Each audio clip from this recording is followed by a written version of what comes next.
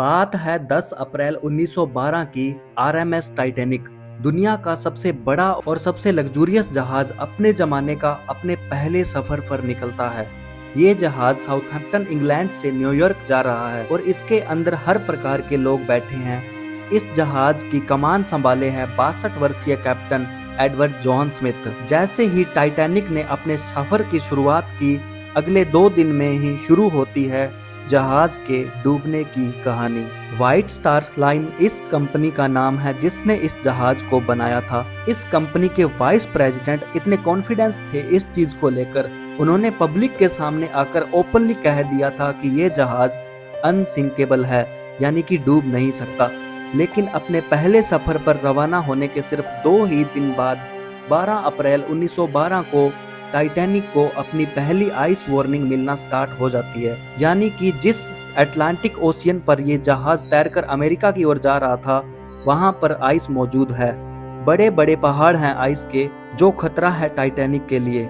ऐसी आइसबर्ग वाली सिचुएशन के टाइम आसपास के जहाज कम्युनिकेट करते हैं रेडियो के थ्रू और बताते हैं कि आगे आइस है, ध्यान से आगे बढ़ें। इस वार्निंग को रिसीव करने के बाद टाइटैनिक अपने कार्स को 2 बार बदलती है अपने डेंजर्स को अवॉइड करने के लिए, लेकिन अपनी स्पीड को कम नहीं करती।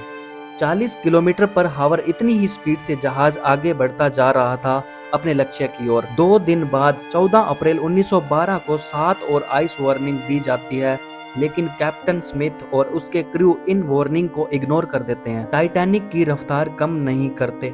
धीरे धीरे सूरज ढल जाता है, रात हो जाती है।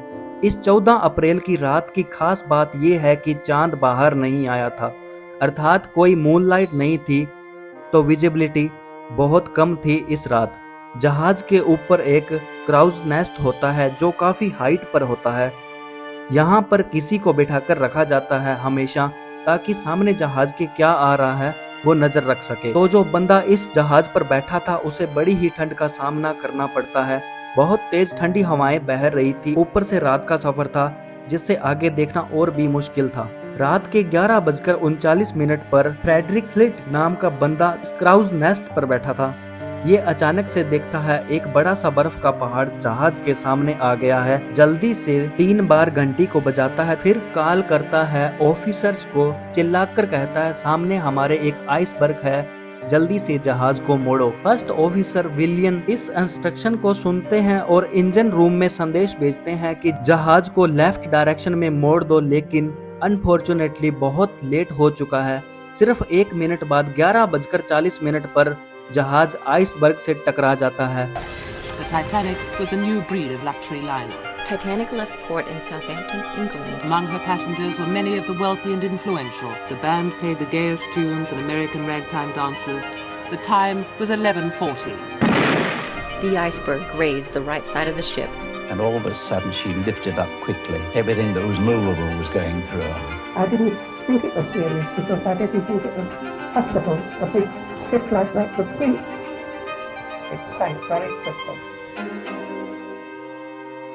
ये आइसबर्ग कोई छोटा मोटा आइसबर्ग नहीं, बल्कि एक फुटबॉल ग्राउंड जितना था। आइसबर्ग के साथ जहाज का टकराव फ्रंट राइट साइड में होता है। स्पेसिफिकली कहा जाए तो बो के पास होता है। जहाज का सामने वाला एरिया होता है बो। करीब 10 सेकंड तक आइसबर्ग के साथ ये जहाज घिसटता चला गया और एक बहुत बड़ा डेंट पड़ गया। इसकी वजह से शिप की मेन बॉडी में कुछ छोटे छोटे होल्स भी आ गए। कोलिजन के कुछ सेकंड बाद कैप्टन एडवर्ड स्मिथ और उस जहाज के आर्किटेक्चर थॉमस एंड्रोज तुरंत पहुंचे ये देखने के लिए कि इस जहाज को कितनी चोट आई है।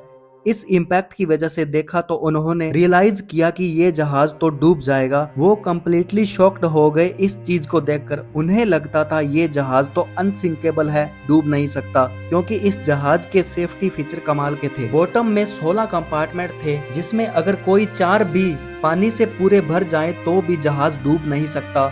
आइसबर्ग से टकराने के बाद जो इम्पैक्ट था इतना बड़ा था कि उससे 16 में से 6 वाटर टैंक कंपार्टमेंट ऑलरेडी पानी से भर चुके थे। लिमिट 4 तक की थी। 6 कंपार्टमेंट भरने का मतलब था कि इस जहाज को डूबने से अब नहीं बचाया जा सकता। अनसिंकेबल जहाज भी अब डूब जाएगा। करीब 20 मिनट बाद रात 12 बजे कैप्टन स्मिथ अपने क्रू मेंबर्स को ऑर्डर करते हैं कि डिस्ट्रेस कॉल भेजी जाए रेडियो के थ्रू। जो आसपास के जहाज होंगे शायद हमें बचाने आ जाएं। सीनियर रेडियो ऑपरेटर लगातार डिस्ट्रेस कॉल भेजता रहता है। 20 मिनट तक इस कॉल का कहीं से कोई रिप्लाई नहीं आता। 20 मिनट बाद 12:20 पर एक जहाज RMS कारपेथिया जहाज जो टाइटैनिक के पास मौजूद था वो इस सिग्नल को पकड़ लेता है। उस जहाज का कैप्टन टाइटैनिक के कैप्टन से बात करता है कि भैया हम जाएंगे टाइटैनिक की मदद करने। प्रॉब्लम बस इतनी थी कि ये जहाज पास था फिर भी 107 किलोमीटर दूर था। अगर ये अपनी टॉप स्पीड से भी टाइटैनिक की तरफ जाए तो भी 3.5 घंटे लग जाएंगे। 3.5 घंटे क्या टाइटैनिक बचा रह पाएगा? बाकी क्रू मेंबर फ्लेयर और रॉकेट चलाते हैं इस उम्मीद में कि कोई आसपास शिप होगी तो देखकर ध्यान दे देगी हमारी तरफ। लेकिन अनफॉर्चुनेटली कारपेथिया जहाज के अलावा किसी और जहाज से कोई रिस्पॉन्स नहीं। इसी बीच कैप्टन लाइफ बोट को तैयार करने का ऑर्डर दे देते हैं। अभी भी कुछ को लग रहा था कि ये जहाज अनसिंकेबल है, कहीं नहीं डूबेगा। पहली लाइफ बोट में 65 सीट थी लेकिन उसमें सिर्फ 28 लोगों को ही उस लाइफ बोट में ले जाया जाता है। एक के बाद एक कंपार्टमेंट पानी से भरना स्टार्ट हो जाता है। जहाज अब टिल्ट होने लगा था। धीरे धीरे लोगों ने रियलाइज किया कि ये जहाज अब डूब सकता है। रात के 1 बजे तक पानी इतना भर चुका था कि जहाज का बो था आगे वाला हिस्सा था वो टिल्ट हो गया और पीछे वाला हिस्सा ऊपर उठ गया। लोगों में अफड़ा तफड़ी मची और लाइफ बोट के लिए लड़ाई होने लगी। प्रॉब्लम इतनी थी कि सिर्फ 20 लाइफ बोट ही थी इस जहाज में। इन सारी लाइफ बोट में सिर्फ 1200 लोग ही आ सकते थे लेकिन जहाज में 2200 से करीब ज्यादा लोग थे। रात के 2:05 पर आखिरी लाइफ बोट पानी में उतारी गई लेकिन जहाज में अभी भी 1500 लोग मौजूद थे। कुछ लोगों ने लाइफ बोट में जगह छीनने की कोशिश की और कुछ लोगों ने अपने भाग्य को भी मान लिया था।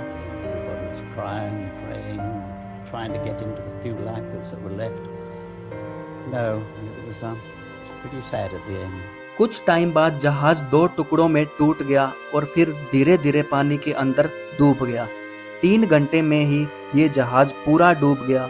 कुछ लोग जहाज के साथ ही डूब गए या जिन लोगों को तैरना आता था वो हाइपोथर्मिया की वजह से मारे गए, यानी कि पानी का टेम्परेचर वहाँ -2 डिग्री था और इस टेम्परेचर में सरवाइव करना किसी के बस की बात नहीं। टाइटैनिक के डूबने से 1 घंटे बाद वहाँ पहुंचा कारपेथिया जहाज। जिनको लाइफ बोट में भेजा गया था उन सबको बचा लेता है ये कारपेथिया जहाज। इस एक डिजास्टर ने दुनिया भर में इस इंडस्ट्री को बदल कर रख दिया। बाद में कई स्टैंडर्ड डिसाइड किए गए ताकि ऐसे डिजास्टर दोबारा ना हो। टाइटैनिक जहाज जो पानी में डूबा, समुद्र में डूबने में 70 साल से ज्यादा का समय लगा। समुद्र के नीचे 3.8 किलोमीटर नीचे इसकी रैकेज पाई गई। 2 अलग अलग टुकड़ों में मिले इस जहाज के ये दोनों टुकड़े एक दूसरे से 600 मीटर दूर थे। अनुमान लगाया जा रहा है कि ये 2030 तक ये शिप पूरी तरह गायब हो जाएगा पानी के अंदर। वीडियो पसंद आई हो तो टाइटन सबमरीन वाली वीडियो जरूर देखना। मिलते हैं अगले वीडियो में। बहुत बहुत धन्यवाद।